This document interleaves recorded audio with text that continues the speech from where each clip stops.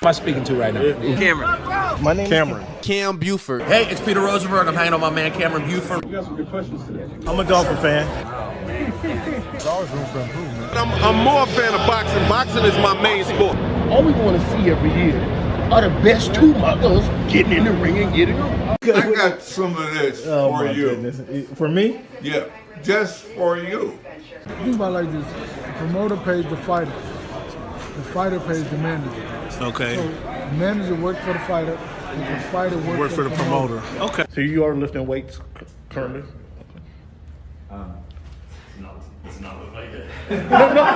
When he said it's easier to score in the NBA versus Europe, did you agree with them? To me, it's easy to score all over the world. Can I finish? Do you want me to speak or do you want to conduct the interview and answer for me? Which one? What do you think about this upcoming? Like I was saying before. Aaron, what has the game of baseball taught you? One of the biggest things is being humble.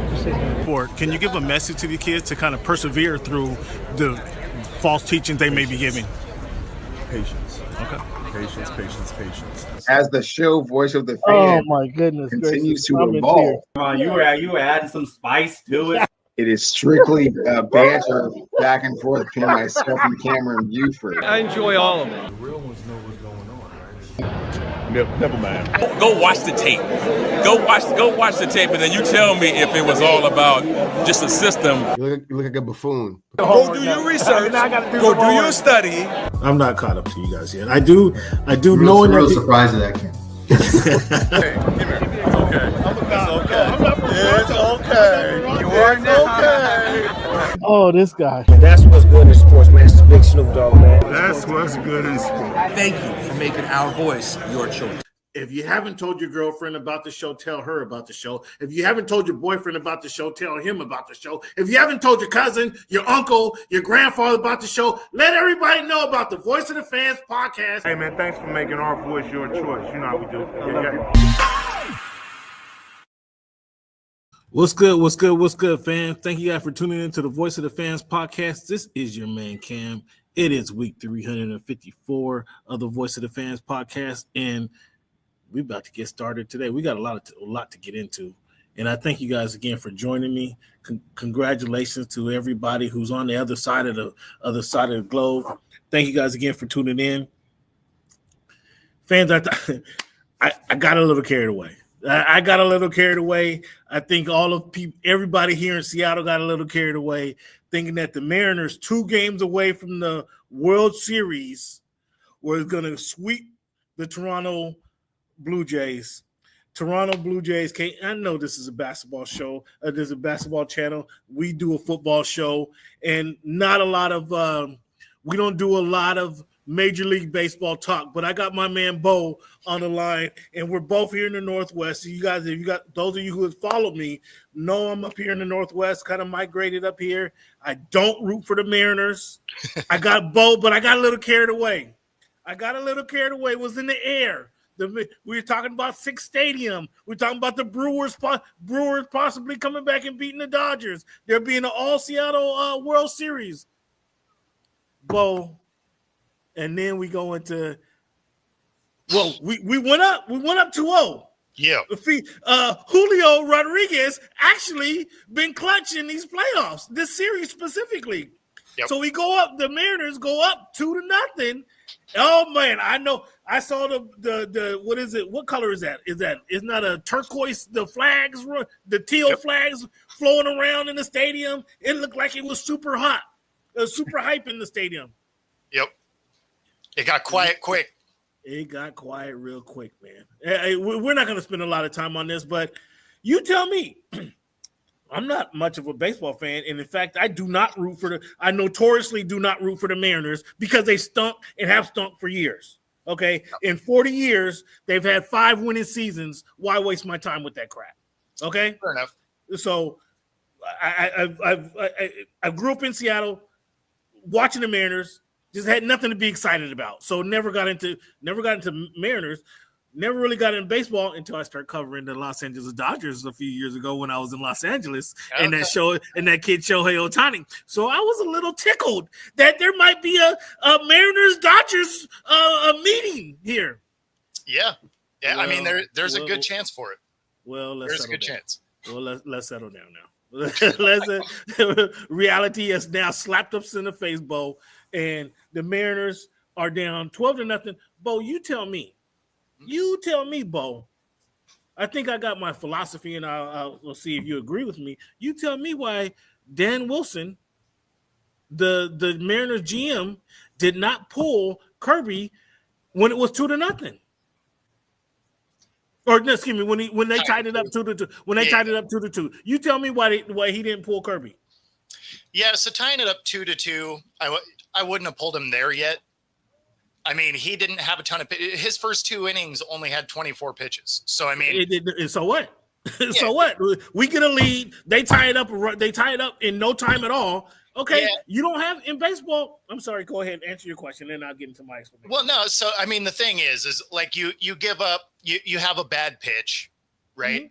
Mm-hmm. I'm not pulling a guy in the 3rd inning for a bad pitch. Like I'm not doing that. If it was the 5th or the 6th, sure. That's so early. You don't want to burn up your bullpen in game 3. You got 2 more games to play in succession, right? Like you want your guys to be able to stay, kind of healthy and fresh and whatever. If you're going to your bullpen in the 3rd, you're going to use the entirety of your bullpen by the end of the game. So let me cut you off right there. I mean, I'm old enough to remember the Mariners playing 15 innings the other night, and old enough to remember I saw Bizarro come in and he picked 6 innings. He could have been the middle. He could have been the middle relief in this game. But that's so you're saying you don't want to burn your bullpen, so you let Kirby kind of just go as long as he can. You stretch him out as long as you can, right? I mean, especially after you get absolutely shelled in that, right? Like, so I wouldn't have pulled him after 2, but soon as he gave up that 3rd in that inning, I probably would have, right? Because then all of a sudden you're just like, okay, these guys are just hitting him. And then of course the next inning, say you left him in until the 4th, he immediately gives up another home run. Should have came out there. At that point, I think they were just like, you know what, we're gonna go ahead and concede a game here, because then when they go to the bullpen, who do they bring in? Vargas, who has pitched horribly. Like he's been letting everybody hit. So, I mean, I think that was the, just let them get it out their system now. Hey. Huh? Here, let them give it out their system. But now you're giving away a game. This is the Seattle Mariners, Bo. This is a position they've never been. They're not the favorite coming into the series. You can't just start giving away games. They weren't going to sweep anyway. They were going to give up a game. Okay.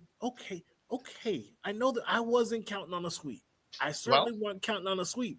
But basically they picked the game.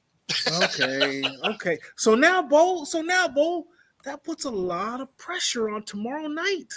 Sure. That puts a lot of pressure on tomorrow night to tie the series up. I would have yanked him, man. And it's Kirby. Kirby pitched well in the playoffs. Kirby, you've been good. Tonight's your night. Tonight in baseball, it's easy to say tonight's not your night. Yeah. Let's give somebody else a chance. All right. That's why I would have pulled him when it was 2-2. I would have still. We want to stay in the game. You hold it to 3-2. The next inning, he can't come out the next inning. And the thing that's funny is, if it was Game 5, they'd have pulled him. I honestly think this was a giveaway game early in the series. They want to keep their bullpen as fresh as possible, which is why they went straight to Vargas. They're like, you know what? We're just going to throw everybody out there that's going to let them dent cars. And well, they didn't railroad cars. The way T-Mobile was set up, they didn't railroad cars. For real. It's tricky, but fans in Seattle, they just need to temper. Well, I mean, so to be fair, like I am a realistic Mariners fan. I started a hashtag years ago from hope to nope, right? Like that is the Mariners. And so it's I mean, I've been a Mariners fan my whole life, and you know, I watched the 3 real playoff runs that we've had. What? And the 3 what? The 3 real playoff runs, right? Bo, the team was established in 1976. How many playoff runs did they have? They've had 3 other appearances in the ALCS. Exactly the reason I don't mention the Mariners, and exactly anybody who's followed this show know I gave my co-host a Mariners minute. We give them 60 seconds to talk Mariners, and that was it. So enough Mariner talk. Yep, enough Mariner talk. Bo, Mr. National, Bo, let the people know where you're from, man. What you do, what you got going on, because I think this is our what is this, hour 19 for Bo on the air tonight. Hey, Wednesdays are tough, man. I actually decided not to do the show that I would normally do before this because I wanted to see this game. And in retrospect, I should have done the show. But yeah, I mean, you can find me on my YouTube at Football-Talk, and of course on Roku, National Streaming Sports, and 97.3 ICU Radio. And then tomorrow night at Crucible Brewing in Everett for our Pick'em show that has gotten very competitive over the last week. Let's talk about this Pick'em. Do you have the standings available in the Pick'em? I do. I should have pulled the standings up and showed the crowd, because I know I admitted. Oh man, these last 2 weeks has been terrible for me. No, the last 2 weeks have been terrible for everybody. That's why I say like it got very competitive because there's been so many upsets. And so we are actually tied. There's 4 people tied for second. The leader is 3 games ahead, so they got a little bit of distance, but still early. A lot of football left. Football to play. All right, so if we go overall, come on, wake up. Yeah, I looked at it earlier. I was just giving you a hard time. I looked at it. Not too far, and that's what I want you to tell the people, that I'm not too far behind you, Bo. Well, no, we're tied.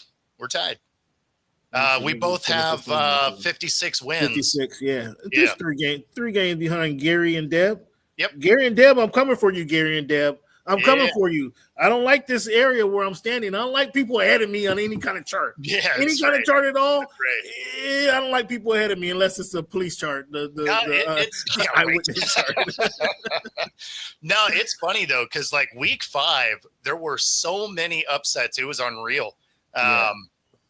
You know, I think there was 13 games played. I got 5 right. You got 4 right. Exactly. I mean, it was rough. There's a couple that only got 3. Like it was Vegas won that big time. Yeah, sure. And this past week too, week 6 wasn't so great in my book either, but it was better. Before we get into the games and kind of some of the highlights that you saw from week 6, Mr. National Champion, Bo. Yes, sir. When the quarterback comes out and says nobody's showing up to the team meetings. Now, I want to get your feedback before I go into this. Most of the fans listening who watch my show for years, they know I'm a Dolphin fan. I go back to way back to David Wiley was my quarterback. Okay, so that was before Marino. I didn't just jump on the bandwagon there. However, when the quarterback comes out and goes to the podium post-game press conference, after he's thrown 3 interceptions, and says, guys, they asked him what's the problem. He says guys aren't showing up to the players only meetings. Yeah. Bo, what's your takeaway from that? Because I will tell you, I'll give you my feedback after you hear me, because most people know I'm a big time Dolphin fan, but I did not want them to draft Tua Tagovailoa when it was Tua or Herbert. They did a lot wrong there. Because I mean, you say Herbert, you say the name Herbert Justin instead of Tua on a draft card. That's what you do. You don't draft Tua, because I didn't want him to draft Tua because he was injured. He was injury prone, and I thought he was coddled. Nick Saban, the way Nick Saban does his thing, he wants to get the best out of the player. But in college, we can protect you. We don't have to put you. You don't have to be the leader. You don't have to go talk to anybody. We can just keep you right here, stay right in the closet until game day, and then you go out and run your thing. So he wasn't I didn't never felt Tua as a leader. Not only not in college, not any time in the NFL. I personally didn't see leadership from him. Not only did I not want them to draft him, I thought he was fragile, and I didn't like. Okay, he threw with anticipation, but he didn't have a big time arm. So that little you have to throw with anticipation if you don't have a big arm, because you got to get it out in front.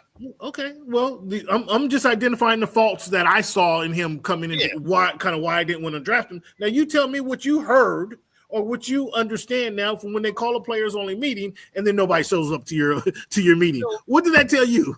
So it tells you that there's a leadership issue. The thing that's funny is when you listen to the soundbite, he was trying to make it sound like that was a McDaniels issue, except he just explicitly said that was a players only, which means it's not coaches. It's not coaches, right? Which means it's going to be up to the guys with the C on the chest to be the leaders to make sure guys are showing up and getting there on time and doing all of that stuff. And that last I recalled, he's one of those dudes that's got the C, which means that falls on him. So I can actually do you even one better, because he came out with a nonsense response, and I actually have that soundbite for you. Oh, look at this. Look at this. Okay. All right, let's go. This team of the Miami Dolphins, the comments that had been said, I would say I've made a mistake, and I'm owning up to that right now. I've talked to guys on the team about it, talked to the leaders about it, and that they know my heart. They know that the intent was right, but no matter the intent, the intent can be right, but when things get misconstrued or however the media wants to portray it, that leaves a void of silence and a lot of questions for the guys on our team. Now, being 1-5, we talk a lot about, all right, we got to get this going. We got to get this going. Come in excited to go to work. Forget about the noise. And I feel like I just added onto that for our guys. For myself, I got to look at myself as the leader, protecting the team. I don't feel like I did that to the best of my abilities. I felt like I let the emotions of the game get to me after the game. And, that's something that I can learn from as a leader on this team. And what happens in-house should be protected, and none of that should have gotten out. And so want to publicly apologize about that, want to move forward, and now want to focus on the Cleveland Browns. So here's my issue. Is he still didn't take ownership of that. He's like, it was misconstrued by the media and all of this nonsense. At no point, he was still pointing other directions. Like, nah, man, you came out, you said some nonsense in front of the national media, and you still really aren't taking accountability for the fact that if guys aren't showing up, that's on you as a leader of the team. That's on you. That's simply on you. And the fact that he doesn't, thank you both for the sharing the clip. It's on him. And the fact that he doesn't recognize that. Yes. 6 years into the NFL as the starting quarterback is a problem. Yeah. That's a problem. He's not a leader. No, he's not a leader. And so I'm gonna give you a nugget, fans. This is totally off the record, fans. But you guys can carry this with you to your workplace, in your life. You don't have to be given a title to be a leader. True. You don't have to. I had this conversation, oddly enough, with my niece 3 weeks ago. You can be a leader without the title. Yeah. Okay, you don't have to be given, guys. So on your job, and you feel that you're running everything, and the boss asks you questions, that's okay. You're a leader in that workspace. Yes. You could be a leader without the title, and it's not always fun. I've been a leader without the title, and it's not always fun to do the leadership work and not getting paid for it. For sure. But it kind of makes for me, it kind of makes my day go a little bit smoother. If I'm telling people what to do versus other people telling me what to do, it kind of makes the day go a little bit smoother. But Tua's not a leader, and that's sad to say. And that's he McDaniels. You're absolutely right, but McDaniels is not a leader. If McDaniels was a leader, we wouldn't have this problem. No, that's why I said they wouldn't be in. They wouldn't be. I say we because I'm a big Dolphin fan. Yeah. We wouldn't be in that problem that we're having, searching for some leadership. The guys are 1-5. I don't know where it comes from. It's not coming. I don't know where it's coming from. It's not coming from Chris Greer. It's not coming from Mike McDaniel. It's not coming from your quarterback Tua Tagovailoa. There's no dogs on the team. Minka, I'm interested. This is the time I would love to go back in the locker room because I want to hear from Minka Fitzpatrick. Minka, who said he wanted out years ago, got traded back to this. I know. I know he's hot as fire. But Minka, tell me, what's your thoughts on what's going on here? I'd love to hear his candor and how he feels about the situation. He's more of a leader, in my opinion, than Tua Tagovailoa is. Well, I want to know. I think there's a lot of guys that are probably more apt to lead from behind in that team than the leaders they have in place. Well, we need somebody to stand up. The Dolphins need somebody to stand up because that ship be sinking quickly. And so which week does McDaniel get fired? Here we are. We're going into week 7. Yeah, it's gonna. If they lose to the Browns, like, what are we doing? If he loses to the Cleveland Browns, which is very possible, it's likely. What are we doing? They're underdog. What are we doing? If they lose to Cleveland, why keep them? I mean, I guess you're going to say who are you going to put in place? Anthony Reaver, the defensive coordinator, who the defense hasn't been that much better, but they're just spinning their wheels. If they're just spinning their wheels. So let me ask you this, because this is kind of where I'm at with this team now. Obviously, I'm not a Dolphins fan, but from like a analysis part, sure, you're going to get rid of your coach. Yep. Tyreek has been talking about trying to get out of there. I would have traded Tyreek. I tried to trade Tyreek last season. Yeah, I would have traded. I would have traded him last season. I was on the same boat with DK. Like I wanted to get him out of here for 2 years. So Tyreek's not a leader either. So if you're looking to Tyreek to leadership, I mean, that ain't it. Yeah. So I mean, the team is rudderless right now. So it's a sad shame. But go ahead. I mean, I look at your team now, and I'm just like, okay, you're going to fire McDaniel because you have to. He can't win games. Yeah. Tyreek doesn't want to be there.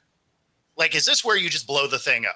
You're just like, you know what? We missed the mark. Yes, let's try and get what we can out of Tyreek. Let's try and get what we can out of Waddle. Because let's be honest, he hasn't been able to stay healthy in his time there, right? So you're paying a lot of guys that have been inconsistent and haven't been able to stay healthy. Do you just get draft picks and be like, you know what? We missed and start over? Pretty much. I mean, pretty much this is what you're going to have to do. I would have something else. I'm not a big proponent of players holding out, but had I been advising A-Chain, I would have told A-Chain to hold out going that last week of preseason. You're sitting out, buddy. You're not playing because they're going to run you ragged this year because there's no other talent on that team that they need to be concerned with. That's with Tyreek healthy, and that's with Waddle healthy. There's no A-Chain was going to get all the carries, all the backfield. I would have told him to hold out because they're going to run this little poor kid ragged. And then next year, A-Chain is going to be like, if he stays healthy and let's just say he gains 1,100 yards because he has to rush because he's only quite a credible running back. A-Chain is going to come in and ask for $15 million a year like my guy Brooks did in Buffalo. What's going on here? You guys got to pay me. So you got to blow it up. I mean, it's time to blow it up. Yep. If that means cutting Tua, that means you cut Tyreek. I doubt you're going to get a bag of Doritos for Tyreek, considering the injury. Someone will give him something. Well, like if you were to do it right now before the trade, right? Because trade deadline this year is week 10. But no, he's injured. He's injured. Tyreek is injured. The big Tyreek's thing is speed. You can't have a gimpy wheel and be the fastest guy in the NFL. He's not going to be that no more. Well, no, he definitely won't be that. He's not. It's not like he was. Shoot, who do you want to say? He doesn't have big size to where now, like Devontae Adams, so now he can just go post up and catch passes. His big thing was speed, getting by you in and out of cuts. If he doesn't have that, he's going to be in trouble, or he's just going to be the speed demon for the Kansas City Chiefs again. I mean that's it. There is a chance that he just doesn't make it back. Like maybe he comes back, but if he doesn't have his speed. Yeah, he's not the player. He's just not the guy. Yeah. Yeah, exactly. So again, you're gonna have to take a stick of dynamite in there. We need a coach. We need a GM. Like how Stephen Ross. I need a job. I will leave the Northwest and come to South Florida, and I'll be the general manager of your squad. I know I can pick. I know I can draft better players than what Chris Greer has done. If Chris Greer is my standard, I can beat that standard. I'm sure. I assure you of that. I'm not taking Deion Jordan with the number 3 pick. I'm not doing that. I don't know. You can throw a dart, right? If you took the roster book from senior day and just threw darts at it, it would be better than what has happened over the last few years. I mean, so I'm screaming every year. It's terrible. It's terrible. Greer sucks. Yep. Mike McDaniel has lost the team. I was kind of excited about him when he first came. Little offensive genius, little kind of guru. It was cute. But like Michael Irvin said, I don't know if you heard Michael Irvin rant a couple of days ago. I've never kind of passed behind the line of scrimmage. Yeah. I mean, and that's how the game has changed. But I don't want my receivers catching passes behind the line of scrimmage. We got to go upfield. Let's go upfield, guys. This behind the back. My running back catch a bubble route. Enough of the Dolphins, man. We got off of them. I mean, there's a reason he never caught one behind the line, though, because he's a beast. Well, not just that, but linebackers could hit you a little different than they can now. Well, yeah. I mean, but you would have thought you would have thought that. I don't like that. I don't like the quick screens anyway to begin with. But they do it. They start calling that play, and then one of the reasons I personally hate that play is because they're counting on the defense not to make the play, not to make the tackle. Yes. And if the defense doesn't make the tackle, okay, now you got room open run. But as a defensive play, as a tackler, I'm coming up to pop that line, to pop that running back, to pop that receiver, and making you guys think about catching that pass again. But I don't know. A couple of things. These Seahawks is climbing up these top 10 boards here. I don't know. I'm gonna get to my top 5 teams later. But these Seahawks are climbing in the NFC and the overall supremacy rankings, and my rankings anyway. You want to talk about Sam Darnold? Some people are now getting a little carried away, just like these Mariner fans getting carried away with the Mariners sweeping the Tampa Bay, the Toronto Blue Jays. Some people have Sam Darnold in their MVP category. Yeah, they need to calm down. But thank you. But he's playing good. He's playing good ball.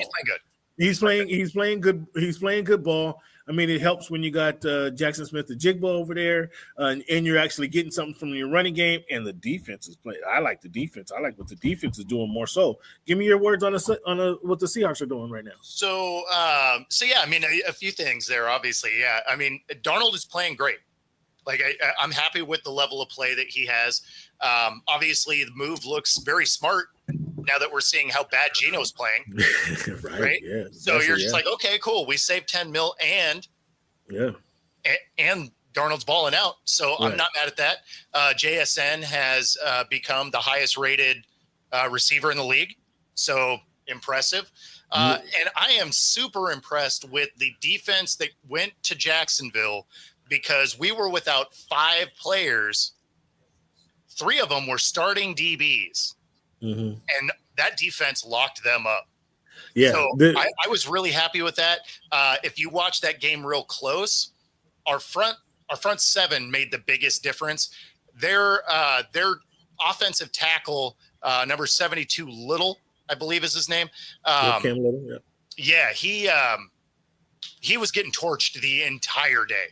Yeah. Well, I mean, those now you got studs over here on that D line. Now you got DeMarcus Lawrence, you got Big Cat Williams, you got some studs on the defensive line. And what I like about it most, and what I saw the guys in training camp, is they're gonna your D line. If your interior defensive lineman makes plays, makes tackles, that's awesome.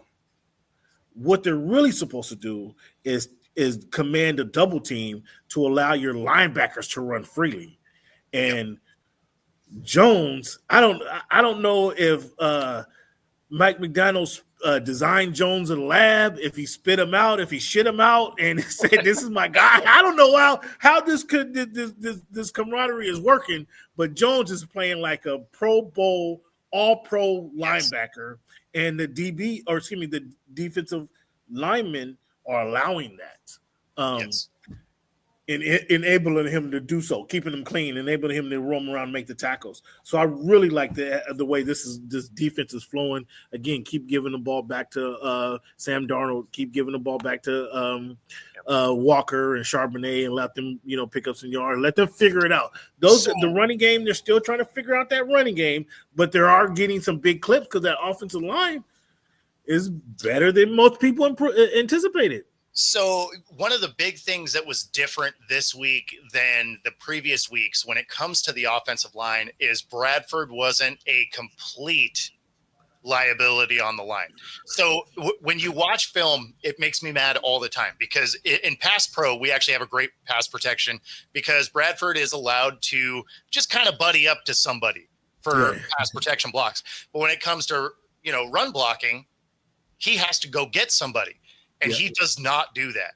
And so if you watch a lot of the film, especially, through the last couple of weeks outside of the Jags game, I actually watched him block one of our own guys in the back. I'm like, what are we doing right now? So the fact that he didn't have any of those huge missteps that he's had in the 3 weeks, prior to that, is encouraging. It's like, okay, maybe he is starting to come around because otherwise – it makes you really start to scratch your head because if he's missing guys the way that he has been, hitting one of our own guys a couple of different times, and he's still your better option, like you need to look at your depth because that's a real issue. So, what's up, Chief? Eagles unconcerned. You might be concerned there, buddy. We're gonna get to the Eagles. That's uncensored. Eagles, you might uncensored. You might want to get censored there because we're gonna talk about the Eagles. What are you? We talked about the Seahawks. We got too much in depth about the Dolphins. What were some of your takeaways about this past week in general? What stood out to you? Any game on the list. I mean, we can go all down the board, but just what stood out to you? So one of the things that was there's a couple of teams that have become pretty impressive for me. One of them is Tampa Bay. Baker's balling out, right? Yes, and I've never been super high on Baker. I think he's super inconsistent. Really? But his time with Tampa, he has become a different level of player. And there was a play that completely broke down. It was 3rd and 10 or 3rd and 12, something like that. 3rd and 14. There we go. And he sheds 3 blocks and then rolls out to the left and then dives for a first down. Like if there was ever an MVP moment, like it's that, right? Now, obviously, it's too early to talk about MVPs. We're in week 5 now. Come on now. No. That's why I'm saying I'm just saying your MVP cases are built on moments. Sure. Right. Sure. And so if there was an MVP moment, that was one of them. Right. Now, obviously, by the end of the season, your numbers have to match and all of that. But then when they break it down to the people that are close, it's going to be moments like that will change voting. Now, again, we're going into week 7. MVP talk is nonsense. But you still look at some of those moments for the guys that you think might be there. And the fact that he's continuing to help win these games with all of his receivers out. Yeah, now even Ibuka's out. Right? Ibuka's killing just hurting me. Yeah, Baker's balling. I like Baker coming out of college. I thought going to Cleveland, I expected more in Cleveland. I don't blame him totally. I did. When he went to Cleveland, they had talent. They had wide receivers. They had Nick Chubb was there. They had talent. Their defense, the defense is not where it is today. But they had Myles Garrett was not chopped liver. The Cleveland defense has grown over the last couple of years. But I thought the cupboard was not bare when he was in Cleveland. Now, whether it was coaching, whether it was his maturity, whether he needed to learn the game, there was a lot of things that went into it. What's the name of that team? The Cleveland Browns. Ah. I'm saying though, I talked to Jim Brown about this. I was like, Jim, you guys actually got a quarterback that can play because the moxie. I like this moxie. I like coming out of college. I like the moxie. It's hard to call a Heisman Trophy winner an underdog, but he had the underdog feel to him, and I thought it would play well in Cleveland. But Cleveland, it just wasn't the place for him. Now, again, I'm saying this now, 8 years later, Cleveland's still abysmal, right? So I like his moxie. It took some maturity. He's in a good place in Tampa where he feels comfortable. You saw what he did with Evans. He had a Buka now for much of the season. I think they'll work their way back into it. But he got them 5-1. He has them 5-1 right now in playoff contention. If they give a couple games away, I think they're still going to be in playoff contention. They're pretty good right now. Something that kind of caught my eye is the way that Kansas City put the smackdown on the Detroit Lions. I felt Detroit had kind of rid themselves of their early season, that game one woes there. They kind of got in rhythm. I think they won 4 in a row. Then they get the smackdown by the Chiefs.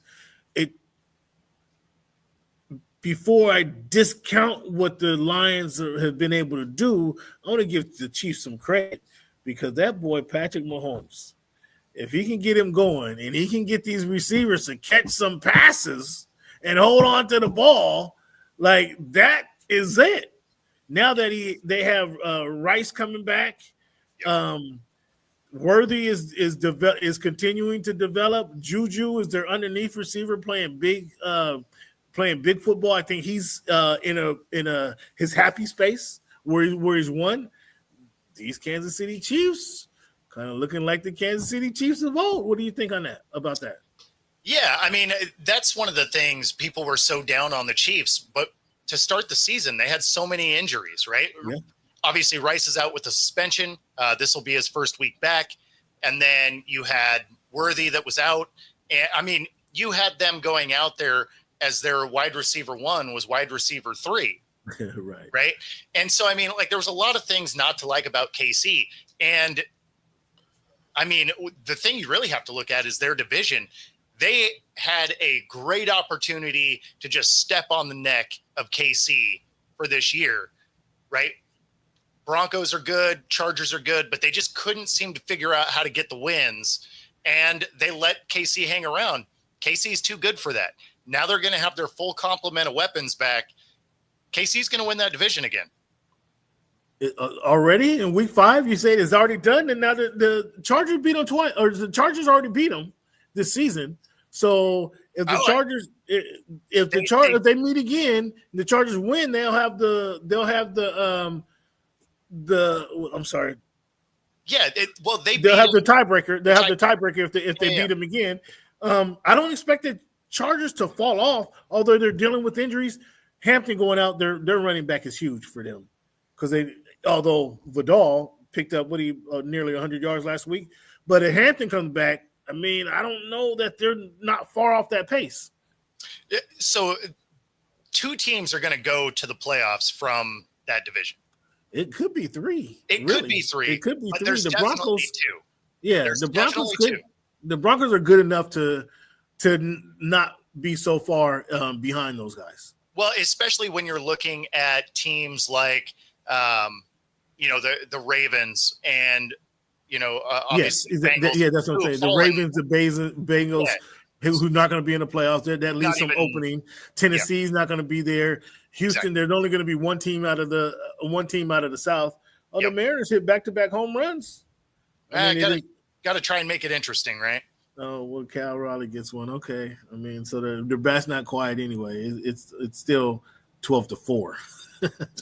Yeah, exactly. No, I mean, so there's going to be some teams that you expected to be there that are going to miss. So it's entirely possible that 3 teams go, but there's definitely going to be 2. The big thing is the Chargers beat them, but they beat them when they had 2 receivers injured, right?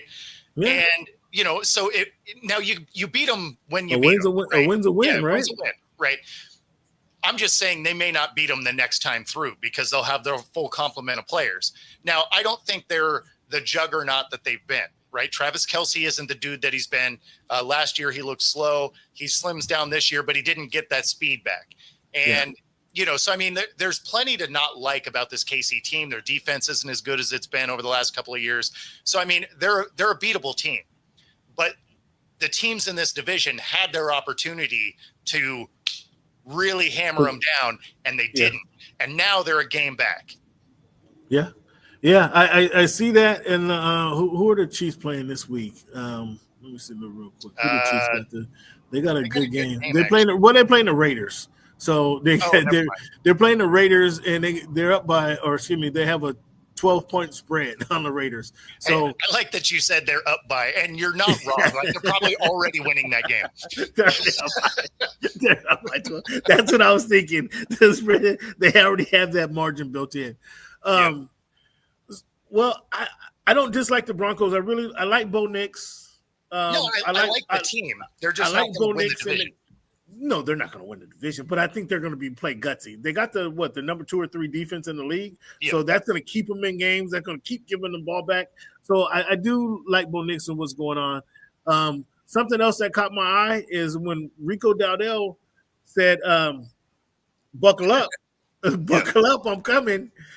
And the Cowboys, their defense is putrid. Just let him run for 230 yards. The Cowboys, they're a non-factor, right? Cowboys terrible. The Cowboys are a non-factor. Do the 49ers regain their health? Brock Purdy, well, we know Bosa's out. He's not coming back. Fred Warner just went down for the year. Well, Bosa did too. Last week? Warner. Yeah, that was a painful one. And now they don't even have their reinforcements. In previous years, they had reinforcements to come back behind Warner. They probably have somebody, but he's not. I'm thinking, but when I say reinforcement, they had Greenlaw, who was a beast. Like not a lot of people recognize who he was, but he was a beast and able to come up, step up for those guys. But is San Francisco? Are they able to regain or despite the injuries, are they able to be a factor in the NFC? Do you see that down the line? They're going to need to get some people back. The thing is amazingly, they've been able to win games. Yeah. Despite the fact that they have a crazy amount of injuries. They have Mac Jones starting. And I mean, it's amazing they keep rattling off wins. I think Warner going down might be that final puzzle piece that starts to derail this thing. I mean, you can only lose so many starters before it really starts to make your team kind of fall apart. Sure. So unless they get some of these guys back, some of them are done for the year, though, so they're just not going to get them back. He's not going to come back, yeah. So how confident? So how are you more confident in the Packers regaining form and being what most people anticipate them being a heavy favorite in the NFC than the Niners? Because the Packers we got to get Jordan Love not throwing the interceptions. That's what we got to do. We got to not throwing the interception. Then their defense got to step up and slow people down. Now they had the Bengals last week, which I don't know how much stock you want to put into that. But do you see the Packers as regaining form? I do think that. What's up, Candy? I do think that they can rebound. Obviously, they're playing in a tough division, right? All of the North teams there are good. So, I mean, but they still might be a not head and shoulders, at least a neck better than the Lions, who's still dealing with kind of injuries. I mean, the Lions, I see the Lions as like a boxer who's in probably the 7th round, who's taking some big shots. Now they have some big. Let's talk about that Wilder Fury 1, where if the Lions are Fury, they've taken some huge shots. Now they can give you some shots back, but they've taken some significant shots. And how strong will they be late in the season? I don't know. But I think the Packers and the Vikings, I don't think they're quite there with the quarterback isn't proven that he's going to be. Even with Lynch, the quarterback isn't proven that he's ready to win that division. So I don't know. The Packers, I think, are still there in striking distance to win that division. So I think the Lions probably win that division, but Green Bay will probably be the second team in that division. Okay. Because, J.J. McCarthy still injured. Carson Wentz is now injured, right? So now you're looking at QB3. Oof. So now Wentz may be able to play. J.J. I don't believe is ready to. So, but the Vikings, you knew were going to take a step back just because, again, you have a backup. That, they weren't going to go 14 and 15-2. I mean, we knew that wasn't going to happen. Well, and besides, you have an untested, essentially a rookie because he was injured his entire rookie season. And when he played for Michigan, they never asked him to really do anything. That was a run-first offense. He had to make a couple of plays a game. Like, it wasn't crazy. Whereas he would be moving into the Vikings, which actually is a run-heavy team. But you do have to make some special plays. You got to get those receivers involved. But it's an amazing team. Like, they got a great roster. So the things were in place for him to do well, but then he gets hurt again. They go get Carson Wentz, which on its face, you're like, okay, dude can sling the rock still. So, I mean, maybe it can do something. He immediately gets hurt. And you're just like, okay, well, you can only lose so many quarterbacks, right? And so that's why I think that Green Bay is probably the second best team in there. And then, the Browns not the Browns, but the Bears are starting to come along. I don't believe in them, but they're starting to come along. I don't know that the Bears are they are coming along. You're right. Caleb Williams is starting to make plays. I don't know that they're not in the Lions category. Well, they're not in the Vikings category, certainly not in the Lions category, and certainly not in the Packers category. So I think they're closer to the Vikings. Yes. Because of the Vikings are still playing a rookie. Yeah, the Vikings are playing. Well, even if McCarthy started on Sunday, he's still a rookie. He's still learning stuff, coming back off of injury. So I feel you there. Now it was supposed to be 2 to 3 weeks with his high ankle sprain. I mean, we're in week 7 now. What's going on? It makes you wonder. Well, I understand when Carson Wentz is winning games, you say, okay, let's keep him on the sideline. Carson Wentz is winning. Let's keep him on the sideline. Let him get 100% before we bring him back. But now, I mean, that was week 2. We're 5 weeks away. So how this one kind of played out, right, was his initial was going to be coming back for week 5, right? Okay. So the high ankle sprain, it was 2 to 3 weeks. Week 5, they were in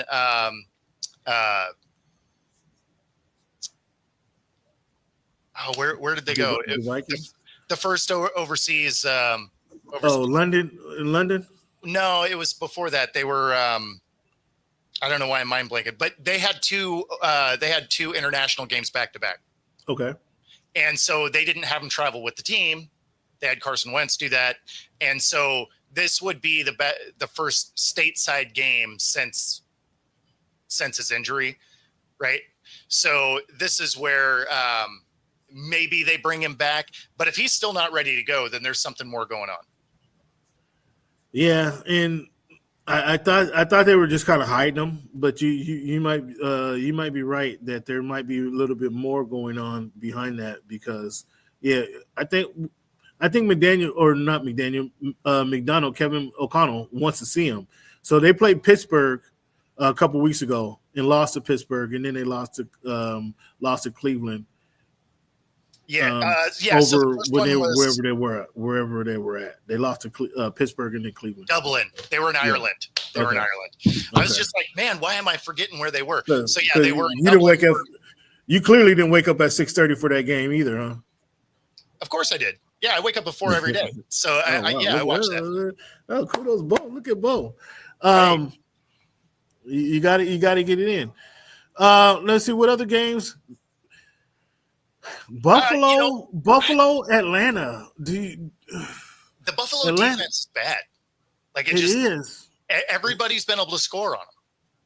So that is a real concern moving forward. That the Bills do not have a good defense. I think it's a concern. What every defense is not going to be able to blitz Josh Allen like the Atlanta Falcons did. Atlanta Falcons are really good defense, and they're really good guys on the edges that can get to the quarterback. Every defense is not going to be able to do that, and that really hindered Josh Allen's effectiveness. And we saw they try to pound the ball. It was interesting. They try to pound the ball with Brooks, but obviously Brooks is a little running back, so you can't pound the ball with him. But when he would pull the ball out of Brooks's belly, there weren't the receivers to throw to. Well, so here's one of the things with the Bills, right? Is they haven't exactly played good teams, and even the bad teams are scoring. So you kick the thing off, right? You have Bills Ravens. It ends up a 40-41 game, right? So they win that game late because of that fumble, right, from Henry. So then you go to the Jets, horrible team. Like they do nothing well. You better win that game, right? Then you have the Dolphins. Not exactly a juggernaut either, right? Like they have a lot of problems there. So, between the Jets and if you look at the first three teams there's 2 wins, right? Like and then you move into the Saints. That's right. You're 4 weeks in. There's 3 wins between them. Right. So then you get the Patriots who win. Who play decent brand of football right now. Then you turn right around and lose to the Falcons, who are not a good team. Okay. So let me ask you this. I've been my hometown my hometown friends have been getting on me. Cam, give this dude a chance. I think Penix stinks myself. And I was going back and forth to even whether I should even put this correlation in there. He played up here. Would I take Penix over Tua? And I can't answer that question. That's kind of what I think of Tua. I explained to you what I thought of Tua earlier, but that's kind of what I think of Penix. I don't know that Penix is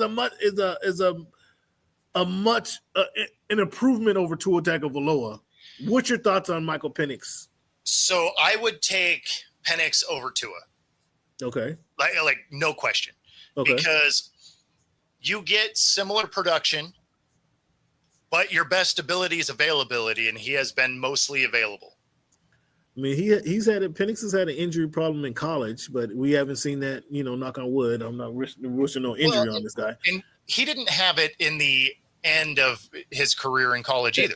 At UW. I mean, but he sat out a couple of years in Illinois. Didn't he leave Illinois because he had the knee injury? So he had a pretty wicked knee injury. Yeah. So when you're looking at his injuries, they were like a wicked hit created it, right? Like it was taking out a knee. It was taken, whereas Tua has been hurt every way possible. Right. Sure. So I didn't, and I watched Penix that last year as a Husky. Yeah. When he was in the Heisman Trophy race. Yeah. And it came down to, did he lose it against Washington State? Did he lose it against Washington State, the Heisman Trophy, where Washington State held them, when they were a high-powered offense, they held them like 17 points. Now, they won the game, but Penix did not have a Heisman Trophy type performance. Correct. And then that continued on into I think that they had another win, another close win against Oregon, if I remember correctly, where he didn't. It was a 1-point game. I think the coach, if I remember correctly, I think the coach's play calling really impacted that game against Oregon. But it wasn't a Heisman Trophy winning type game coming off of the game. These are games late in the seasons. Like the Heisman Trophy is on the table, buddy. You can go get it, and he wasn't able to go get it. That's when I kind of lost confidence in Michael Penix, because you have you had a running game, you had receivers. I don't know. Everybody talked about how the offensive coordinator was such a good guru, but he goes down to Alabama, gets fired, comes back, and he teams up. Did he go to Alabama? No. Where did the coach go? Did he go to Alabama and get fired? The head coach is still in Alabama. No, the offensive coordinator I'm talking about. He didn't go initially. He's in Alabama now. Where did he go? So he was going after when he left, when DeBoer went to Alabama, the offensive coordinator he went to the Seahawks. He went to the Hawks. He went to the Seahawks. Yeah. So everybody was enamored with him. I thought the play calling kind of sucked going down that final stretch of the game when the Huskies are playing for a national championship. Now that we know they lost to Michigan, but they were playing for a national championship. I didn't think Penix showed his best. When money was on the line. Now we're not talking about week 2, week 3 when they're playing San Jose State and they're winning 46 to 17. We're talking about games that mattered late in the season. Penix didn't step up, and that's why I lost confidence in Penix. And I don't think he's going to be the Atlanta quarterback for long, though he's better than your $100 million quarterback over there. Yeah, I mean, the other thing is I don't know that you can necessarily put it all on Penix, because there's some very real play calling issues that you saw even when Cousins was there. Not to say that Cousins is gone. I understand he's still the backup. Okay. But as the starter, because when you watch Atlanta play, they'll just randomly forget Bijan exists. And then they'll randomly stop using receivers. That's not on Penix. It's on. Why I put it on Penix is you're the one dishing the ball there, big guy. You know you got to get London. You got to throw it to London. You got to throw it to Pitts. You got to hit those guys. There's times that Bijan wasn't even on the field. Like, you can't even hand it to the guy if he's not out there. Fair enough. Bijan, I don't know. Did you see the play with his 81-yard run that he had? I don't think I've seen. And when I saw this happen, I've been trying to rack my brain to where the safety comes over, try to wrap him up, gets both hands on both thighs, and the guy doesn't lose stride. He did not lose stride. That was so weird to me that that was the weirdest. Do you know what I'm talking about? Taylor Rapp tried to go make the tackle, and he grabbed him high, which was a bad thing. He just shrugged him off. He grabbed both thighs, and Bijan did not. He didn't lose stride. It was a tank. He did not lose. He did not lose stride. When a 200-pound man grabs on both of your thighs, he just kept running down the field. I was like, "Come on, man!" It made me think of prime Derrick Henry, where like he just straight run through guys, even without the stiff arm. It was just like he's just this monster human, and like Derrick Henry tore off a 99-yard run. Yeah, but he stiff-armed him, and people don't want to tackle Derrick Henry. People don't want to tackle. Like they break down and they're like, Yeah. They don't want to tackle him. But I just did. But you're right. Henry ran through a lot of arm tackles. But this wasn't even an arm tackle. Like usually a guy could get off balance and maybe stagger out of bounds or something. He did not break stride when Taylor Rapp tried to go and wrap him up. That was super impressive. That was super duper impressive. And you're right. He doesn't get the ball enough. He doesn't get the ball enough. Yeah, I mean, I think it has more to do with coaching in Atlanta than anything else. They really misuse the amount of talent that team has because they have a decent defense. They have weapons. They have a quarterback that is accurate. whether you like Penix or not, like he is an accurate thrower of the ball. And so, they have a running back that they don't effectively use. So, I mean, when you look at the roster, you're like, okay, I mean, you guys are in a weaker division. Like you guys should be able to do some stuff. And then you watch them play and you're like, I really don't know. Do you guys just have like Football for Dummies book? Like, what are we doing? Well, hold on. Raheem Morris, you just shit. He needs a coaching for dummies, huh? I mean, it's official. I don't know if he needs one, but he could benefit from it. It can't hurt, huh? It's official. 13-4, Toronto over the Mariners. There will be a game 5. So tomorrow night's game kind of, I don't want to say takes the luster off of tomorrow night's game, but I think it's a high pressure game now for the Mariners. I think that ratchets up the pressure tomorrow. Again, enough of those guys. What do you think we talked about Caleb Williams, but Caleb Williams versus Jaden Daniels. I think Jaden Daniels, that was a bad fumble, obviously, against the Bears. I think it was kind of poetic justice. The football gods kind of doing it right because they shouldn't have won that Hail Mary game last year against the Bears. They should have. They should have, for no other reason than dude that was over by the sideline. Oh, talking to the fans. That was as much instant karma as you could get. They deserved to lose that game 100%. I mean, come on. I wouldn't have been over there talking to the fans while the play is going on. I wouldn't have done that. I understand. I know exactly what you're talking about. However, it took a Hail Mary, the definition of a gift from God for them to win that game, though. You know what was even more instant karma? You know who tipped it up for them to win? It was the same dude, because he didn't go up and smack it down like you're supposed to. He went in there and popped it up. Yeah. So not only is he going to get yelled at for not being ready to play, being off on the side, but then creates the situation that lets them lose. I was just like, man, that couldn't have happened to a better dude. Like, that was kind of poetic justice.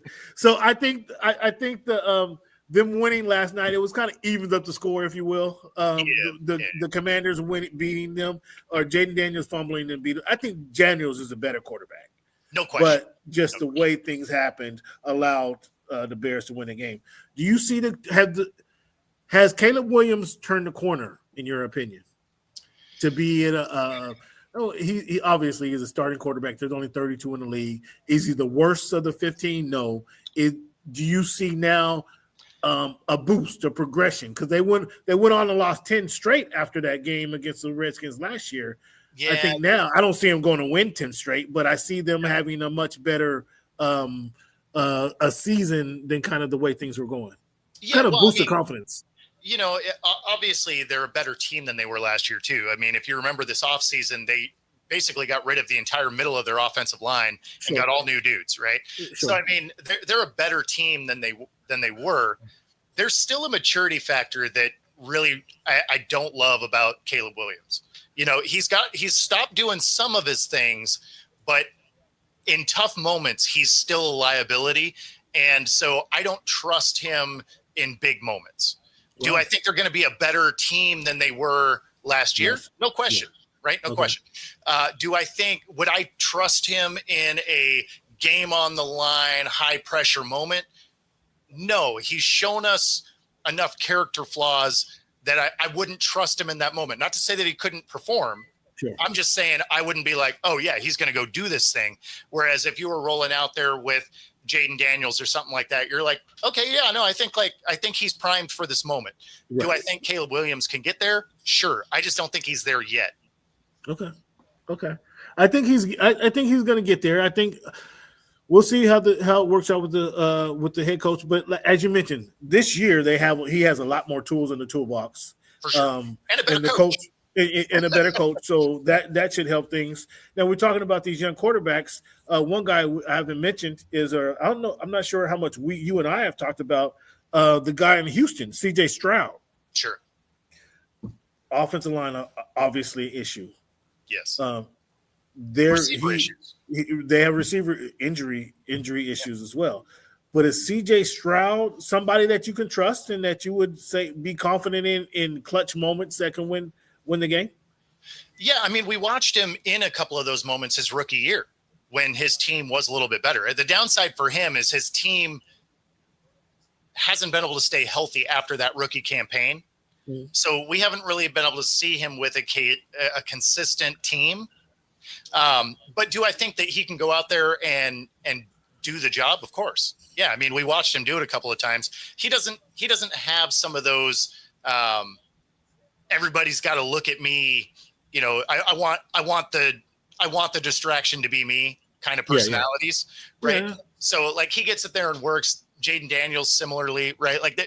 I like the guys that don't make a lot of noise, off the field noise, right? Like I want to see you go out there and just do the work. And, you know, it's one of the things that I thought was impressive about Shedeur after he finally got on a team, right? Like all of his nonsense before it, you're just like, man, this is not a great look. But once he's gotten to the Browns, like he's been there to work. I want to see. I said Shedeur will be starting by week 6. That was last week. Now we got Dylan Gabriel starting again against the Dolphins. Dylan Gabriel probably have a good game against the Dolphins. It probably looked like a rookie of the year type of quarterback. For real. So I don't see this week happening, but I think Shedeur is going to get a chance to start sooner than later. Coming up this week, we have some big games on the docket, and I'll show you the games that I'm targeting as big games that I'll be excited to see. Here we go right here. Let me know if you can see what I'm showing you. Oh, you can put on screen? Nice. Yeah. Sweet. So these are the games, and you guys can already see my picks. Real quick, fans, I've been doing this. I've been showing my picks each week. So nice. I got 6. I got 6 right. These are my official picks I've been making on the show. I was 6 for 15 last week. My pick percentage has dropped from 72% what it was a couple weeks ago to 60%. So I got some work to do, fans. I'm gonna get that back over 70%. I commit to you before the season is up. So it's only week 6. I got some work to improve, some improvement to make. But here's the games in yellow that I think are the big games of the week. We got the Rams. Go ahead. I'm with you there. Yeah, that Rams-Jags game is going to be real interesting. Yeah, I'm excited about that game. I'm picking the Rams to travel across the country. Yes. I don't have it's really Sean McVay. It's Sean McVay versus Trevor Lawrence. I got to go McVay in that one. It's going to be a good game. I want to see how it's going to play out. McVay has a good defense. He always has a good defense. Yep. Then they have Stafford and Kyron Williams to lead that offense. The Jaguars are 4-2 at this point. There's nothing to sneeze about. But I don't have the confidence that the Jacksonville Jaguars are going to take it to the Los Angeles Rams in Sean McVay. I'm not going to go there. Yeah. Another game is we got to start looking. We got to start giving these Colts some credit. You giving these Colts some respect. Exactly. A lot of it is who you play, but at the same time, you got to beat who's in front of you, regardless of the standings, regardless of your health, regardless of what it is. You got to beat the players in front of you, and the Colts are winning. Daniel Jones, who I wasn't a believer, but the Dolphins let him get onto good feet, let him get his feet under him, let him get comfortable. At the game 1, and he's just been rolling ever since. They got the running back who's never been coming out of Wisconsin. Taylor was a good running back then. He has a good offensive line. The Colts have a good defense. They get slept on, but they play the Los Angeles Chargers this week. So in Los Angeles, what I like about the Colts, this is going to be a good game. Go ahead. What I like about the Colts is so. My knock on them early was they hadn't played anybody, right? Thanks for tuning in, boss. But that win against Denver all of a sudden looks a lot different than it did in week 2, right? You're like, oh, okay, like that's a good win. Their loss to the Rams was because of a couple of, a rookie mistake, fumbling the ball through the end zone, and then, a late game fumble. Otherwise, they actually would have beat the Rams, right? So you're looking at the Colts. They very easily could have been undefeated right now. Sure. And so I do like kind of what they're doing there. Obviously, that's going to be an amazing matchup because the Chargers are going to want to get right after last week. Mm-hmm. That Rams game with the Jags is even more interesting considering Puka Nacua may miss that game with an injury. I was having my fingers crossed. Puka is leading my fantasy squad, so I have my fingers crossed. It's only Wednesday. Can he shoot him up to give him something? But I don't know that he made the trip over there to what are they, London or England or somewhere this week. But you're right. That Puka's going to be. But Tutu Atwell has been able to step up. Devontae Adams, is he going to replace Puka? No, but can he finally catch some passes? Maybe. I don't know. He's still that dude. Devontae he's still a great receiver. So, he's going to get his touches. I just think it'll be a much closer game than I otherwise would have thought. If the Rams were going there with their full complement, I had them winning by a touchdown because Seattle just beat the Jags with nobody on defense in the secondary. Right. You had two corners that were activated off the practice squad to start that game. Now, one of them was Shaquill Griffin, so it's not like he was an unknown player. But at the same time, he was still a practice squad player for this. So you're just man, I don't feel I'm not super confident. That was one of the picks I got wrong. I took the Jags in that. But so that being said, even without Nacua, I still think the Rams take it also. Yeah, I think the Rams win this one. And I got the Buccaneers and the Lions is going to be a great game. Absolutely. That's going to be it's going to be an awesome game. Now, there's a couple other games, the Falcons and the 49ers. Can the Falcons continue this winning streak? Can they stay on pace? I'm interested in seeing that. Are the Packers, and they're playing the Cardinals, are the Cardinals just going to give up? We're at that season now where there are one or two things that can happen with the Cardinals. They have a decent record, the Cardinals been playing decent football, but they can't finish. They haven't ended up winning these games. They haven't finished games. But they have.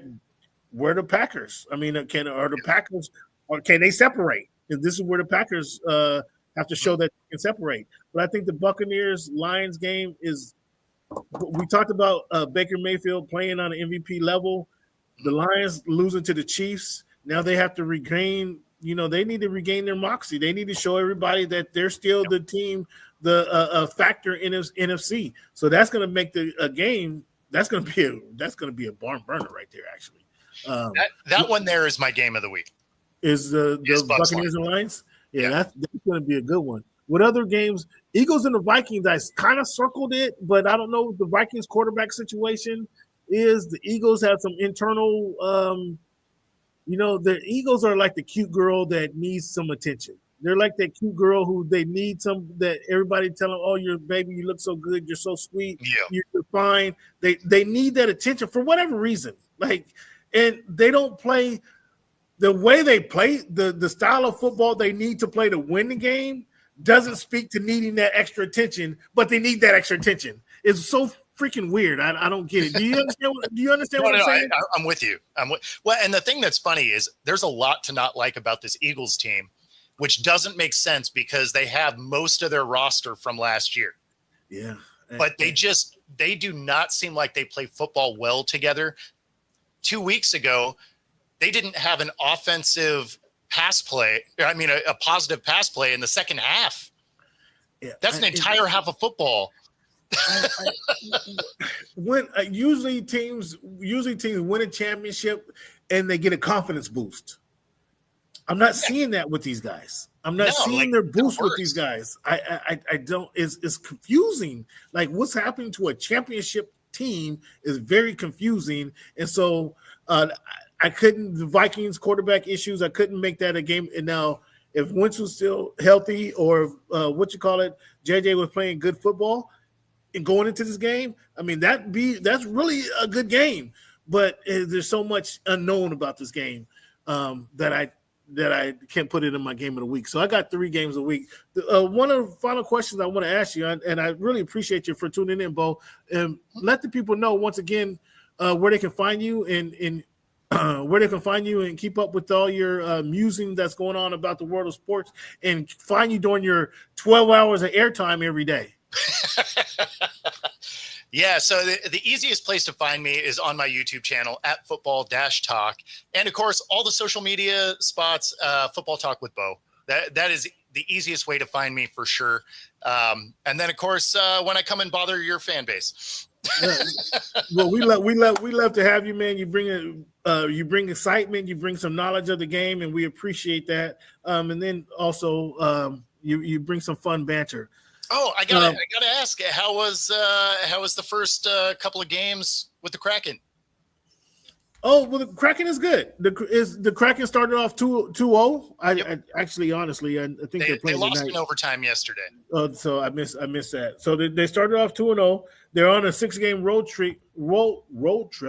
But with the new coach wants a defensive focus. So they're bringing that. I don't know what the score. What was the score last night? I bet they didn't give up a lot of points because the coach is real, kind of a hard ass, if you will. To be honest with you, I don't remember what the. They went into overtime. They went to overtime on Saturday night, game 2. They pulled it out. They pulled it out. Overtime hockey. This is my first season covering hockey, fans, and so I'm learning the game. Overtime hockey is 3-on-3, which is like the court is open. The whole ice is open. Ice is open. Yeah. And these guys, I think they're so talented just skating around, number one. I don't know how many of you guys have been on ice skates, but to be competitive on ice skates is a whole different world, guys. Like, it's a whole different world. So I admire what these guys are doing on the court.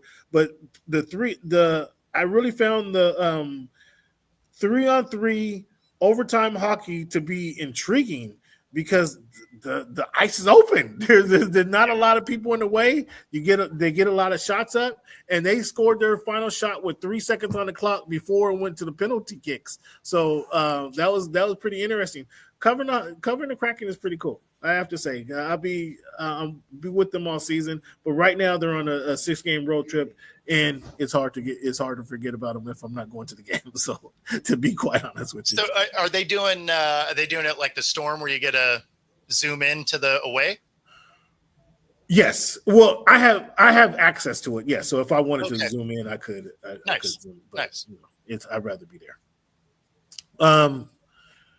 Before I let you go, I will let you critique my supremacy rankings, but I want to ask you a question before we do that. Is Travis Hunter? Yep. He hasn't jumped off on the screen to me this season. I haven't. I watched a little bit of the game against the Seahawks. I saw him make a couple nice catches, but throughout we're in week 7. He hasn't jumped out on the screen to me. What have you seen from him? So he has been good, but not great. Okay. What makes him interesting is the fact that he's taking a lot of snaps on both sides of the ball. So he is getting a lot of play time on both sides, which is where, when you're looking at his gameplay, you're like, okay, like he's playing good, right? Yeah. But he's doing it in double duty. So then you're like, okay, nice. Could he be better if he played 100% wide receiver, or Probably. if he played 100% cornerback? Most likely. Yeah. I don't.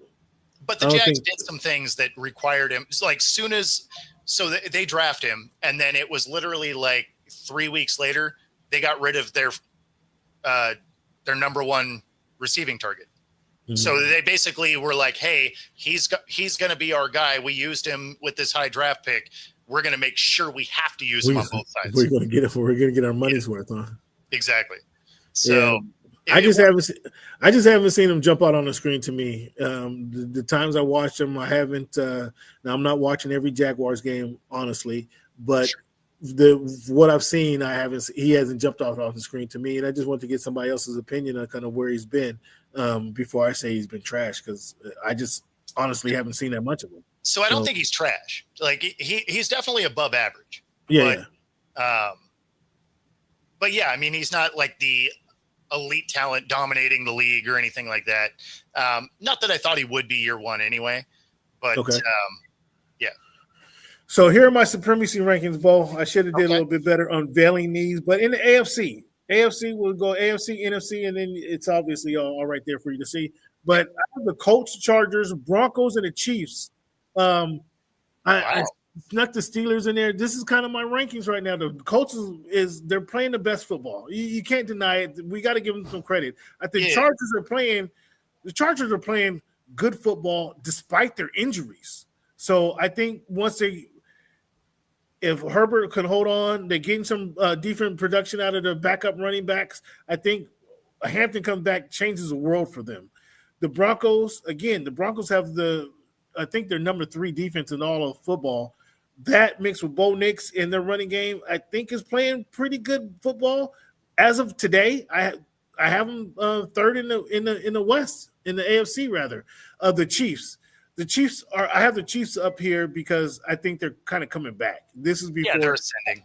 Yeah. I couldn't put the Chiefs at 2 or 3 because number one, they lost to the Chargers. Number 2, the Broncos are playing that good. I think they're still right there. And this changes week to week. So this is, as of last week, this is where I have them.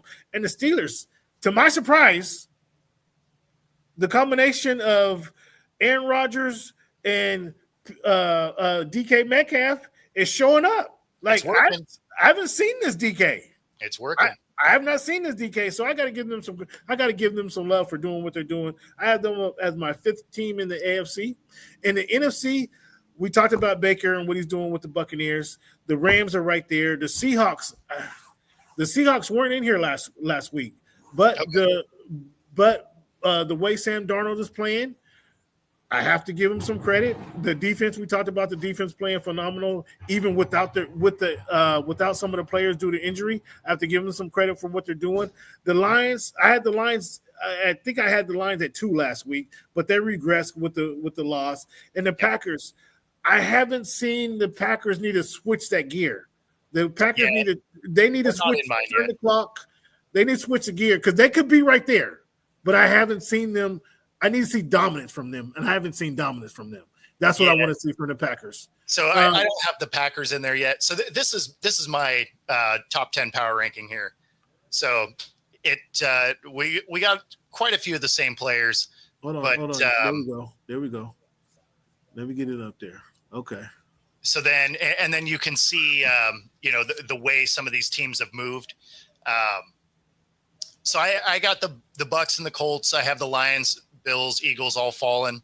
I got the Niners, Hawks. You got the Niners you got the Niners above the Seahawks? I do, because despite all the injuries, they keep winning, and so it's tough. It's tough to count them out. But and then down at the bottom, that final spot had the okay. Has the Steelers. I can only see you have the Steelers underneath the Seahawks. So I have the Jags under the Seahawks, and then the Steelers. Okay. I don't have the Jags. I don't have the Jags in any of my boards, but okay. I mean, a 4-2 team. I'm surprised. Yeah. I'm surprised. The Niners are on your list. Really, we talked about the effectiveness of the Bucks, the Colts. I like the Colts right there. The Lions. So you don't take anything away from what the Lions get smacked around last week. I do. That's why they fell 2 spots. Oh, okay. I had them as my number 1. Okay. And then that dropped them a couple of spots, but it's against a KC team that is resurging. Right? So some of it is the quality of the loss, right? Okay. Fair enough. So and I mean, like at the end of the day, it's tough to remove the Niners when they keep winning. Even with nobody on the team, they keep winning. Right. Like it's wild that they do. But I mean, as it sits today, they lead the West. They're the best team, right? Because they have the tiebreaker. So, I mean, it would be tough to have the Rams and the Seahawks on there and not the Niners when you look at the standings and they're behind them. And they beat us head-to-head. You're not wrong. You're not wrong. I just think that the injuries are going to catch up with them. So I'm doing a little foreshadowing, if you will, versus looking at it as of, I 100% agree. Like the odds of them still being on the list in 2 weeks is really low. Yeah. Okay. All right. But so this is more of the eye test of where the teams are. Yeah. Because it's tough to barbecue a team for an injury when you never really know what they're going to do, especially right now, because they could go trade for somebody or whatever. Right. So you gotta keep it open a little bit in like a power ranking situation. But yeah, I mean, if it was just based on who's going to be available this week, the Niners wouldn't be there. Yeah. I mean, okay. Decent list. I know there's some movement there in there, but week 7, that's a decent list. But once again, let the people know where they can find you. Yeah, so, on my YouTube channel, at Football-Talk, all the socials, Football Talk with Bo. And tomorrow night, if you're in the Seattle area, come out to Crucible Brewing, 4 p.m. We do the show live from that lobby, and then we watch Thursday Night Football. So, well, tomorrow night, you also have the Seattle Mariners playing Game 4 of the American. That will also be on the screen. The AL Championship Series. Yep, the baseball game and Thursday Night Football both be up. So, fans, thank you both for tuning in. And I'm just going to make this announcement with you on the line, Bo, so you can hear it and your fans can hear it. Yeah. Tomorrow night, I was planning to come join you tomorrow night, but we have something going on tomorrow, Game 4 of the American League Championship Series. And I was looking for the Mariners to win tonight because I want them to be extra hyped for tomorrow night. But nonetheless, I think there'll still be some excitement in the air. So I'm going down to the stadium, and what I want to do tomorrow is I want to talk to some fans, some longtime fans. I'm born and raised in Seattle, Washington. Grew up in the CD, the South End, lived all over the Seattle, went to school in Burien, went to Kennedy High School in Burien, went to Juanita and Kirkland. So I cover Seattle, okay, the greater market. But I want to talk to fans about what it means for the Seattle Mariners to be a game, now 2 games away from the World Series. This has never happened. This is uncharted territories. Seattle, clearly we had the Sonics win the championship back in '79 when we were, still had boogers on our nose. And I wasn't here when the Seahawks won the championship in 2014, but I did go to New York, though. I was in New York celebrating. I was celebrating in New York. I wasn't going to pay more than $1,000 for a ticket to go into the stadium. It just didn't make sense, especially, Bo. I had a deal, Bo. It was $50 for four seats.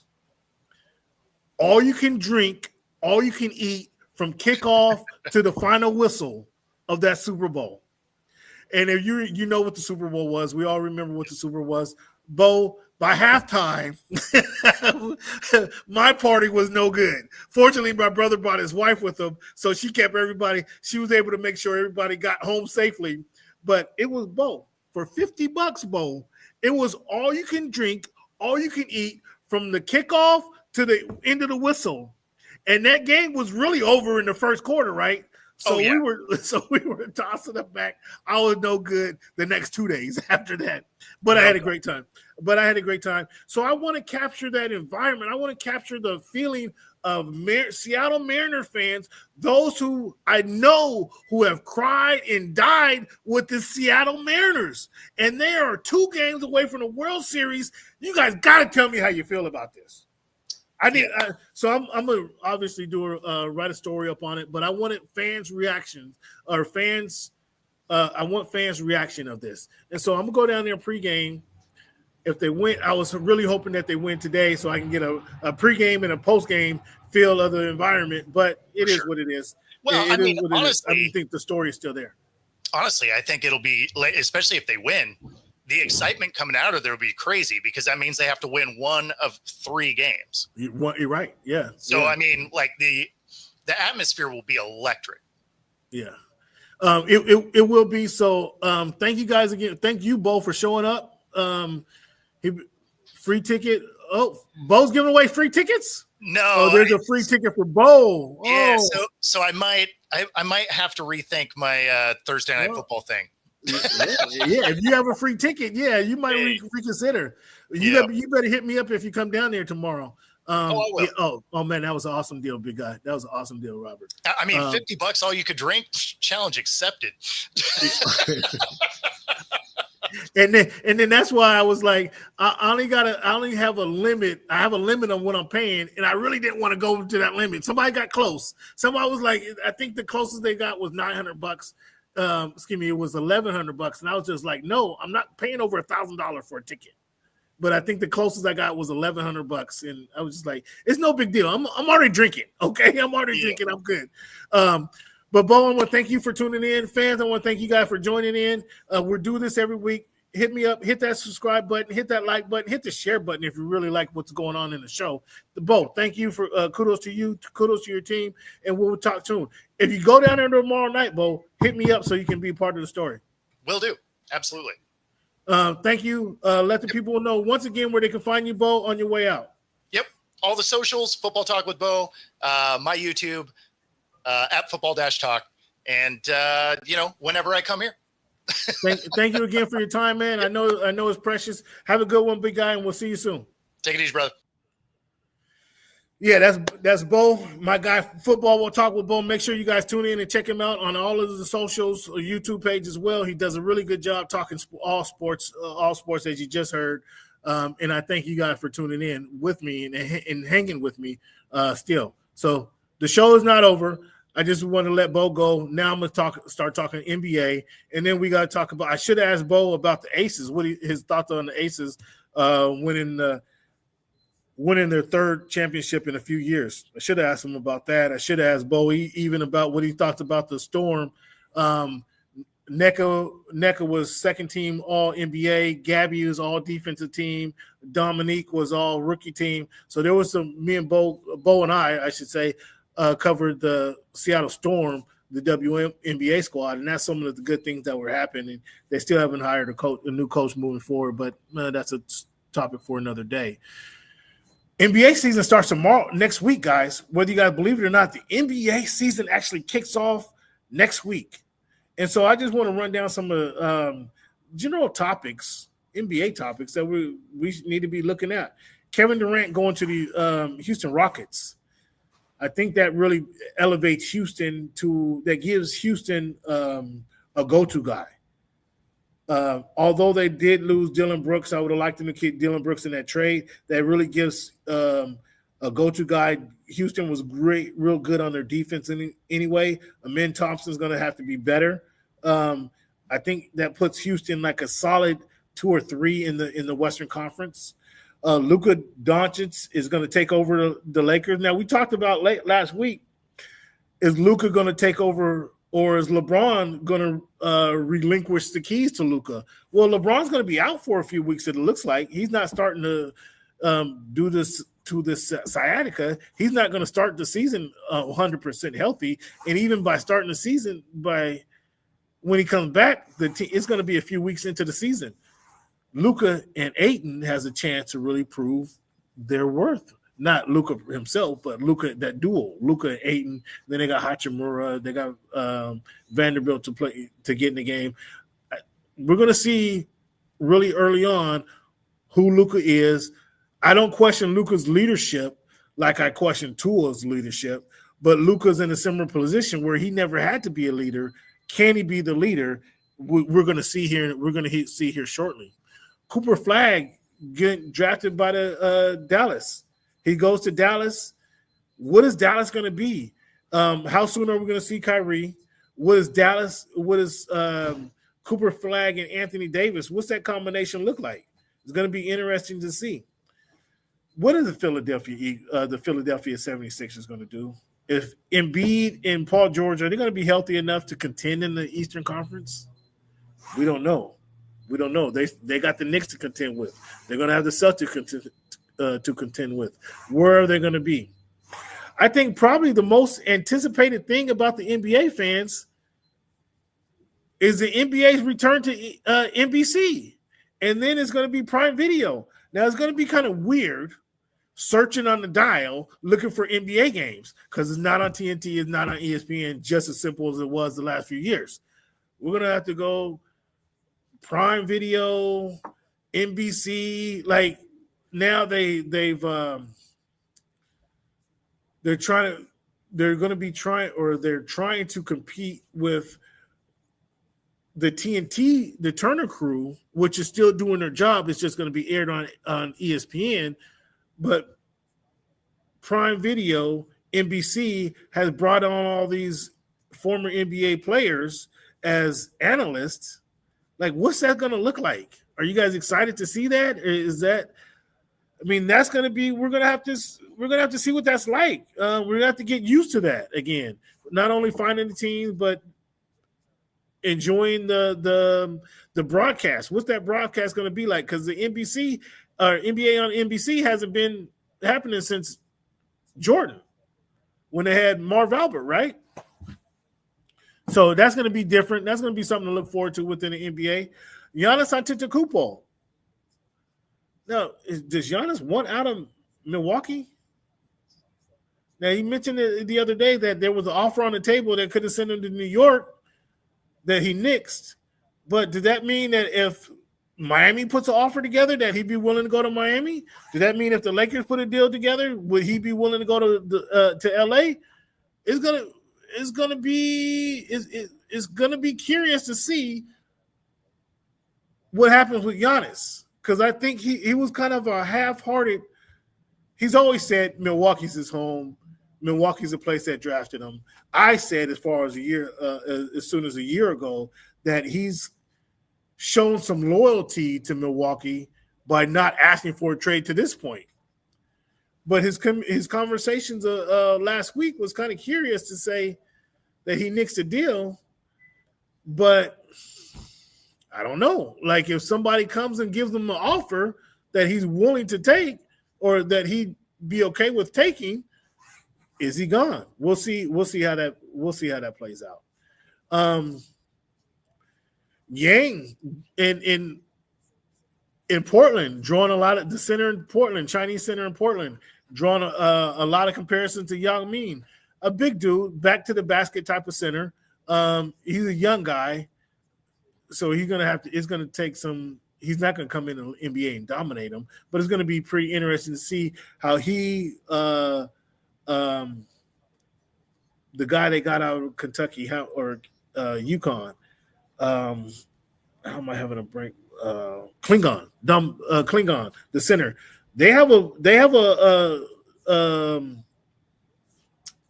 a beefy center position. They have a competition at center, and then they still have Scoot Henderson. And then they have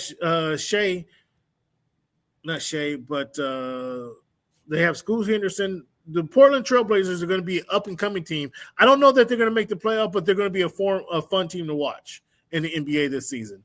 Again, they're young. All these players I'm mentioning are young, but they're going to be a fun team to watch. The Phoenix fall off the Phoenix with Durant leaving. The Phoenix, do they fall and just not make the playoffs? Not make the Western Conference playoffs? Did not make the play-in tournament? That's going to be interesting. What does Golden State do? What does Golden State do with Steph Curry and Draymond Green and Jimmy Butler? They have a full season of these guys together. Are they a play-in team? Are the Golden State Warriors a play-in team, or do they miss the play-in altogether? That's going to be interesting to see. Those are my NBA. Those are some of the things I'm looking forward to happening in the NBA, you guys. If you got some interesting things, topics, let me know. But that's what I'm looking forward to happen initially in the NBA. Some of the initial things that I'm looking to see happen is the NBA, it's a long season anyway, so a lot of things can change between now and not the beginning of the season because of next week, but now and the now in playoff time, because again, we do have 10 weeks or 10 months almost to see how things play out. So Portland Trailblazers, I couldn't get this out. They do have Drew Holiday. I forgot they had Drew Holiday. Shaden Sharp is who I wanted to say. So they got Scoot Henderson and Shaden Sharp in the backcourt. You got Drew Holiday to add some leadership. I don't know how much longer he's going to be there because he's obviously a trade piece because he's a champion and they want to be more. They want to do more than win a few games, so they can trade him away and get another pick or two. Damian Lillard, he's back on the squad, but he's not going to play. I doubt he plays any games this season, trying to recover from his injury. So Shaden Sharp is somebody to look for. Yang Hassan is the center out of China that's going to be getting a lot of attention, but him and Donovan Klingon are going to hold it down in the paint. They still have Jeremy Grant, who was a pretty good defender when he played for OKC a few years ago. I'm surprised they haven't traded him, but they're going to be a fun team to watch. The Portland Trailblazers are. I just don't think they're going to make the playoffs. And then obviously it's going to be the MVP watch and everything else that goes on. Gilgeous-Alexander leads that. Anthony Edwards comes in behind. And where's Luka? I think a lot of Luka's season is going to hinge on his leadership early on. Can he stay a leader? Is he a leader? Will we see his leadership early on this season? Because we haven't had to see that up until now because he's been in Dallas. He's just been balling. And they haven't asked him to be the guy, the leader. Now he has to be that in LA.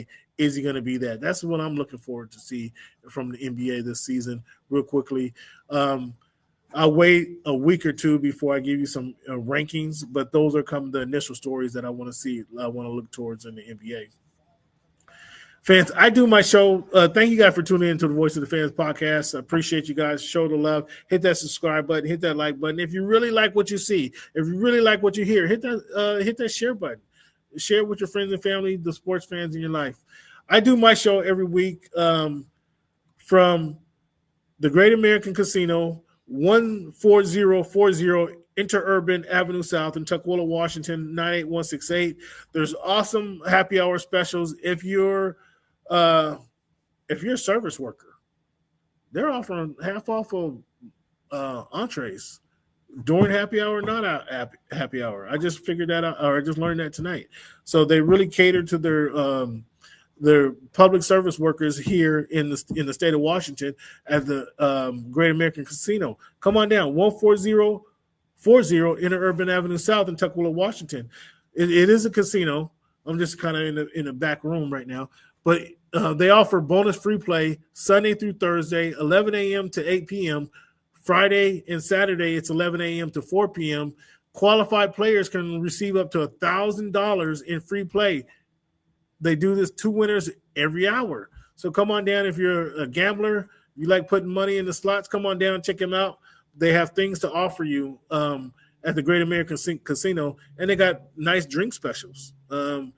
They got happy hour specials. They got night drink specials. That's actually how I found this place, because of the drink specials. And I started coming here. And I asked them to hook me up.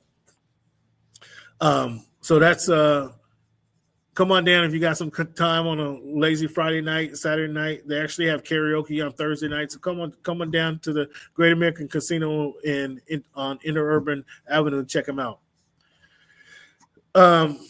Fans, one of the things I love to do is talk about what's happening in history that impacts our country.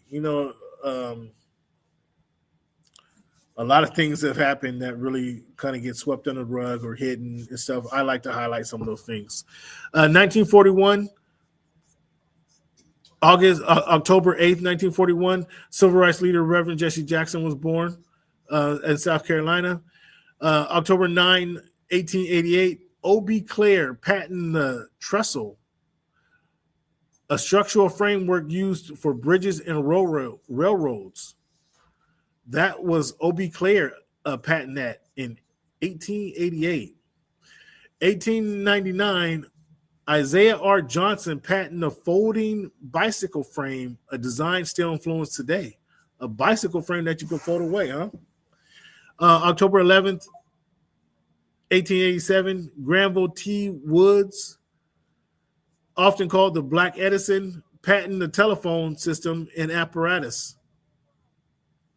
October 12th, 1904, Dr. Daniel Hale Williams, one of the first physicians to perform open heart surgery, passed away. This is 1904. He founded a Providence Hospital, first non-segregated hospital in the United States of America. October 13, 1902, Arna Bontemps, Harlem Renaissance poet and librarian, was born in Alexandria, Louisiana. A little brain snafu. October 14, 1964, Dr. Martin Luther King Jr. was awarded the Nobel Peace Prize for his nonviolent resistance to racial prejudice in America. Lastly, October 15, 1966, the Black Panther Party was founded in Oakland, California by Huey P. Newton and Bobby Seale to monitor police brutality and promote Black empowerment. Then 1966. Fans, a big topic of the day, we had some boxing. Did you guys see Jaren Boots Ennis and Lima over the weekend? Like, that was a one fight. I mean, that was a one-round fight. Boots didn't take long at all to dispatch him. What do you guys think, boxing fans out there? What do you guys think this does this elevate Boots at the 154 level? I think it elevates him at the 154 level. However, Boots he doesn't have a lot of competition at that level. He's crying for Crawford. He's not going to get Crawford. I like to see him offer Spence a fight. I like to see that. That fight should have happened a couple of years ago, but Spence didn't want to fight Boots because we knew Boots had the talent. Spence had to be concerned that Boots could have beat him, but he never fought him, and he wouldn't have admitted that back then, and he probably still won't admit that today. But now today, with Spence being sidelined for a few years, a fight with Boots might be relevant to get Spence back relevant and to let kind of, I don't know if Boots has an itch to get back at him, but I think that would be a good fight for him because I think now he would beat him. And then now he would get the recognition that he wants. Usman Luma doesn't give Boots the recognition that he was looking for. He's with Eddie Hearns. Eddie Hearns is going to have Boots racking up a lot of airline miles, fighting overseas to fight some of these tough fights over there. But I don't think he's going to get the recognition that he is seeking and deserves by going overseas and fighting some of them chumps over there. I think he needs to stay home. I'd like to see him fight Spence. I think that will get them the recognition he needs. If the Sebastian Fundora Keith Thurman fight has been called off, that was happening on 10/25. That's Fundora did something with his wrist, but Fundora at 154 would be a good fight for Boots. But Fundora is in PBC. I don't know that PBC is going to reach out to Boots. I don't know if Boots want to go back to PBC. That I don't know, though I think that would be a good fight, just as I think Spence and Boots would be a good fight. Conor Bean, Chris Eubanks in November 15th. We'll talk a little bit about that fight as it comes along. Obviously, there's Tank and Jake coming up pretty soon. We'll get to that later. And I don't think we're going to talk much about the Tyson Mayweather fight as that gets closer. But are you guys still boxing fans? What boxing fans excite you, if any at all? Are you excited by the win that Boots had over the weekend? I don't know. You guys let me know. He should have won, yes. But because he dispatched him in one round, I don't know that was heavy competition. Hearns want to laugh and joke and said, "Oh, you get paid more per minute than any fighter in the world." Well, come on, Hearns. I don't. Is it money or is it recognition that boxers want? I tend to think that they want both, more recognition than the money. So fighting Lima, dispatching him in one round, and Hearns saying you make more money than anybody per round. So what? He still hasn't gotten the recognition that he's seeking, and that's because Lima clearly wasn't the competition for him. So that's my thoughts on kind of the boxing scenario. We talked about the fights that we have coming up tomorrow night, fans. if you're in the area, come on down to T-Mobile Park. I want to talk to some fans about what the Mariners being 2 games away from the World Series means to you guys. How excited are you guys? I want to capture that excitement. I want to capture that energy. I want to capture that vibrance that you guys are feeling, because this is remarkable. I give you credit. I've been shitting on the Mariners for years, but if they get to the World Series, I have to give them some praise. They're 2 games away, though. They're 2 games away. 2 games away. Don't fall short, Mariners. Don't fall short. But I will be out there tomorrow night in game time, probably about 4 o'clock. If you have a desire, you want to be on air, hit me up at _voice of the fans on Twitter. That's at _voice of the fans on Twitter. Hit me up. Let me know that you're down there. I'll be down there. I'm probably going to be huddled around what is the home plate entrance. So if you have time, come find me. Come find me. I'll be the only one out there with the camera probably, but I just want to talk to fans and get their feel, get the environment. I want to share the excitement that you guys feel with the world. And I know we're still games away. So I'll be down there tomorrow. Hit me up if you come down at _voice of the fans. I want to thank you guys for tuning in to the Voice of the Fans podcast. I appreciate it. Hit that subscribe button, hit that like button, hit that share button if you really like what you hear. And as always, fans, I want to thank you for making our voice your choice. Have a good night. Thank you, fans. See you tomorrow night.